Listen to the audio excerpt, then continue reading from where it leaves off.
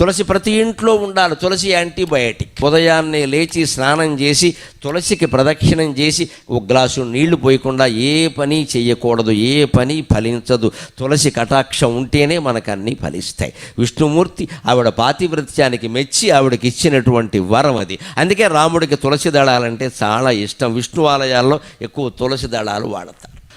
విష్ణుమూర్తికి అలంకారాలు బాగా ఇష్టం. అందుకని మల్లె పూలదండ, చామంతి పూలదండ, బంతి పూలదండ, గులాబీ పూలదండ, నీ ఇష్టం వచ్చిన పూలదండలన్నీ పట్టుకొచ్చి విగ్రహం మీద బారేస్తే వచ్చే ఇబ్బంది ఏమిటో తెలుసా? విగ్రహంలో పురుగులు చేరతాయి.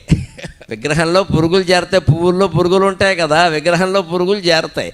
ఆ చేరినటువంటి పురుగులు విగ్రహానికి హాని చేస్తే అక్కడే చనిపోతాయి, అక్కడే కుళ్ళిపోతాయి, రకరకాలుగా అవుతాయి. ఆ విగ్రహానికి పట్టిన మురికి మొత్తం పోవాలి అంటే విష్ణుమూర్తి ఆలయాల్లో తులసిమాల తప్పకుండా వెయ్యాలి. అది శాస్త్రీయమైన ఆచారం. హిందూ దేవాలయాల్లో పాటించే ప్రతి ఆచారం శాస్త్రీయం.